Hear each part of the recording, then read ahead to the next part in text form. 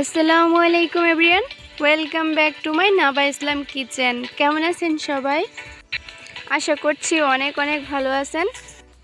তো আজকে আমি আপনাদের সামনে হাজির হয়েছি সম্পূর্ণ নতুন একটি পদ্ধতিতে কিভাবে আপনারা দাওয়াতি চিকেন তৈরি করবেন। আর এই দাওয়াতি চিকেনটা অসাধারণ হয় খেতে। একবার যদি আপনার বাসায় ট্রাই করেন তাহলে বুঝতে পারবেন এই রেসিপিটা কতটা পারফেক্ট। এই দাওয়াতি চিকেনটা খেতে কিন্তু দুর্দান্ত হয়। তো কথা না বাড়িয়ে চলুন দেখা যাক কীভাবে এই দাওয়াতি চিকেনটা তৈরি করবেন। তো প্রথমে আমি ম্যারিনেশনের জন্য একটা মিক্সিং বলে এখানে আমি 1 কেজি মুরগির মাংস নিয়েছি। তো আমি হাড় সহই মাংসটা নিয়েছি, দেখতে পাচ্ছেন আমি এখানে রেগুলার পিসেস করে নিয়েছি মুরগির মাংসটা। এখানে দিয়ে দিচ্ছি আমি কিছু মশলা। তো এখানে আমি 1 কেজি মুরগির মাংসের জন্য এখানে আমি 1 চা চামচ করে আদা রসুন আর জিরের পেস্ট নিয়েছি।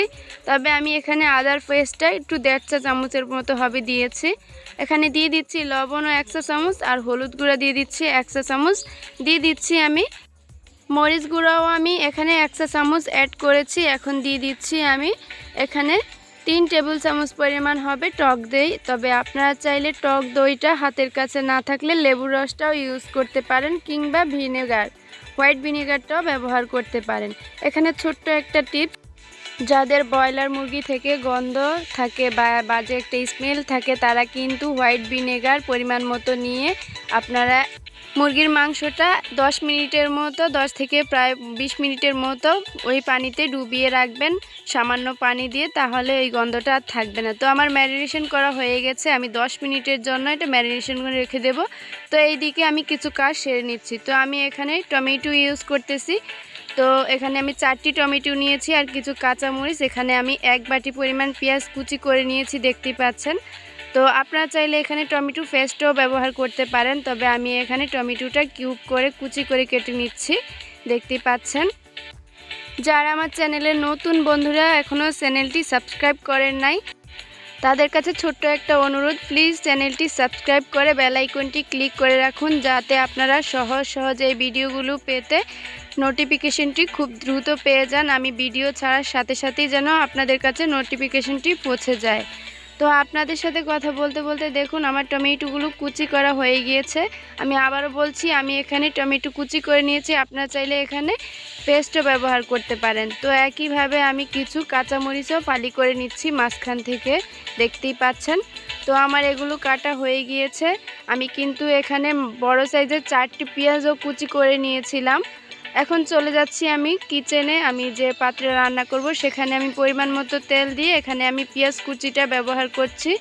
তবে এখানে ছোট্ট একটা টিপস, আপনি এই তরকারিটাতে যে পরিমাণ পেঁয়াজ ব্যবহার করবেন খেতে কিন্তু দারুণ লাগবে, সুন্দর একটা গ্রেভি তৈরি হবে। এখানে কিন্তু পেঁয়াজটা একটু বেশি লাগবে। তো এখানে আমি 3টি তেজপাতা ছিঁড়ে দিয়েছি আর এখানে আমি কিছু গরম মশলা অ্যাড করেছি গোটা। তো এখানে আমি নিয়েছি 4 থেকে 5টি এলাচ, 6 থেকে 7টি আমি লবঙ্গ নিয়েছি আর এখানে আমি দারুচিনি অ্যাড করেছি 4 থেকে 5 টুকরা। তো এটা আমি 1 থেকে 1.5 মিনিটের মতো ভালোভাবে তেলে ভেজে নিয়েছি। সুন্দর যখন একটা ফ্লেভার আসবে তখন আমি কিছু মশলা অ্যাড করেছি। আপনারা খেয়াল করেছেন নিশ্চয়ই, আমি কিন্তু আগেও এখানে মশলা অ্যাড করেছিলাম ম্যারিনেশনের সময়। এখন আমি এখানে আবারও 1 চা চামচ করে জিরা রসুন আদা পেস্ট ব্যবহার করেছি আর এখানে আমি 1/2 চা চামচ কালো গোলমরিচের পেস্ট ব্যবহার করেছি। আমি কিন্তু এখানে গোটা সাদা গোলমরিচটাও ব্যবহার করেছি, তাই আমি এখানে 1/2 চা চামচ ব্যবহার করেছিলাম। সবগুলো উপকরণ দিয়ে আমি প্রায় 1 থেকে 1.5 মিনিটের মতো ভালোভাবে ভুনে নিয়েছি এই মশলাগুলো। এখন আমি দিয়ে দিচ্ছি কিছু শুকনো ইনগ্রেডিয়েন্টস।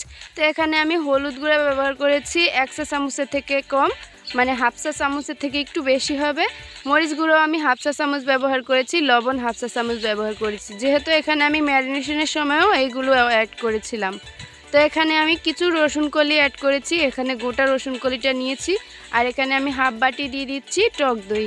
তবে আপনারা চাইলে এখানে দইয়ের পরিবর্তে কাজু বাদামের পেস্ট কিংবা আপনারা নারিকেল পেস্টও ব্যবহার করতে পারেন, তবে এখানে টক দইটাই বেস্ট। তো এখন আমি এই সবগুলো উপকরণ ভালোভাবে তেলে ভেজে নিচ্ছি প্রায় 2 থেকে 3 মিনিটের মতো। তো এই মশলাটা আমার প্রায় 2 থেকে 3 মিনিটের মতো ভালোভাবে ভুনা হয়ে গিয়েছে। খেয়াল করেছেন নিশ্চয়ই এখানে একদম তেলটা মশলা থেকে ছেড়ে এসেছে, উপরে উঠে এসেছে। তো এখন আমি আরও কিছুক্ষণ নেড়ে ছেড়ে এখন দিয়ে দিচ্ছি ওই যে আমি টমেটোগুলো কুচি করে রেখেছিলাম সেই টমেটোগুলো অ্যাড করে দিচ্ছি। সাথে আমি কাঁচামরিচটাও অ্যাড করেছি, তবে আপনারা চাইলে এই কাঁচামরিচটা পরেও অ্যাড করতে পারেন। যারা একটু ঝালটা কম খেতে চান তারা অবশ্যই এই কাঁচামরিচটা স্কিপ করবেন। তবে এই মাংসটা কিন্তু ঝালঝালি খেতে ভীষণ ভালো লাগে। তো আমি টমেটোগুলো দিয়ে একটু নেড়ে ছেড়ে প্রায় 2 থেকে 3 মিনিটের মতো আবারও ঢেকে দিচ্ছি। তো আলহামদুলিল্লাহ ফিরে আসলাম 2 মিনিট পর। দেখুন আমার সুন্দর একটা গ্রেভি তৈরি হয়ে গিয়েছে আর টমেটোটাও মোটামুটি একদম গলে গিয়েছে, খেয়াল করেছেন নিশ্চয়ই। এই গ্রেভিটা তৈরি হতে আমার কিন্তু প্রায় 2 থেকে 3 মিনিটের মতো সময় লেগেছিল। ঢাকনাটা সরানোর পর প্রায় আমি আবারও 1 থেকে 1.5 মিনিটের মতো ভালোভাবে ভুনে নিয়েছি। তো এখন আমি যে ম্যারিনেশন করে রেখেছিলাম যে চিকেনটা, সেটা এখন আমি এখানে অ্যাড করে দিচ্ছি। আমি এই চিকেনটা কুক করব 10 থেকে 15 মিনিটের মতো। প্রায় এখানে আমি বুনে নিব 7 থেকে 8 মিনিটের মতো। এই চিকেনটা আমি মশলার সাথে ভালো করে বুনে নিব। খেয়াল রাখবেন মশলাটা কিন্তু যেন নিচে থেকে না পুড়ে যায়, অবশ্যই এক্ষেত্রে খেয়াল রাখবেন। তো আমি যে পাত্রে এটা আমি ম্যারিনেশন করে রেখেছিলাম সে পাত্রটা আমি ধুয়ে সামান্য পরিমাণ পানি দিয়েছি। আপনারা দেখেই বুঝতে পারতেছেন আমি এখানে কতটুকু পরিমাণ পানিটা অ্যাড করেছি। আমি কিন্তু আমার ভিউয়ারদের বোঝানোর সুবিধার্থে আমি প্রতিটা টাইম উল্লেখ করে দিচ্ছি।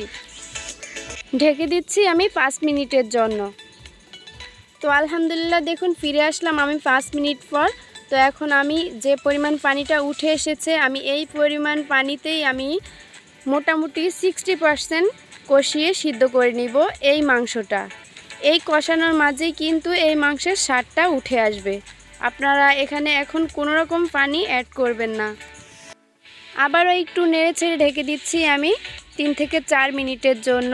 মাঝখানে অবশ্যই নেড়েচেড়ে দিতে হবে। তো খেয়াল করেছেন নিশ্চয়ই আমার মাংস থেকে কিন্তু তেলটা উপরে উঠে এসেছে আর সম্পূর্ণ পানিটা শুকিয়ে গিয়েছে। এখন আর এখানে কিন্তু কোনো রকম এক্সট্রা পানি নেই। দেখতেই পাচ্ছেন আপনারা মোটামুটি একদম পারফেক্টলিভাবে এটা ভুনা হয়ে গিয়েছে। এখন আমি এখানে কিছু পানি অ্যাড করব। অবশ্যই খেয়াল রাখবেন এখানে কিন্তু গরম পানিটা ব্যবহার করতে হবে, এখানে ঠান্ডা পানিটা ব্যবহার করা যাবে না। যেহেতু এটা আমার মোটামুটি 60% সেদ্ধ হয়ে গিয়েছে, তো এখন আমি এখানে 1 কাপ পরিমাণ গরম পানি অ্যাড করব। যেহেতু এটা আমি ভুনা করব, এখানে আমি কোনো রকম পানি বা ঝোল রাখবো না, সেজন্য আমি এটাকে গরম পানি দিলাম। আর এখানে আমি মোটামুটি 1 কাপ পরিমাণ পানিটা দিয়েছি। আপনারা পানির পরিমাণটা দেখেই বুঝতে পারতেছেন। এখানে আমি 1 কেজি মুরগির জন্য কিন্তু 1 কাপ গরম পানি নিয়েছি মেজারমেন্ট কাপে।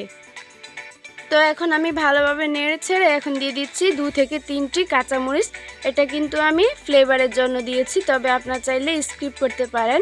আর এখানে আমি সামান্য পেঁয়াজ বেরেস্তা দিয়েছি, আর এই পেঁয়াজ বেরেস্তাটার কারণে সুন্দর একটা ফ্লেভার আর নাইস একটা কালার চলে আসে। তো দেখুন আমি ফিরে আসলাম আবারও 5 মিনিট পর। মোটামুটি আমার এটা একদম কুক হয়ে গিয়েছে। তো আমি আরেকটু নেড়েচেড়ে দেখিয়ে দিচ্ছি এখানে কতটা পরিমাণ পানিটা বা ঝোলটা রয়েছে। আমার এখানে কিন্তু খুব একটা পানি নেই, এটা কিন্তু একটা গ্রেভি হয়েছে। এটা কিন্তু ঠান্ডা হলে আরও একদম জমে যাবে, এখানে কোনো রকম পানির চিহ্ন থাকবে না। তো খেয়াল করেছেন নিশ্চয়ই। আমি এখন এটা একটু নেড়েচেড়ে নিচ্ছি।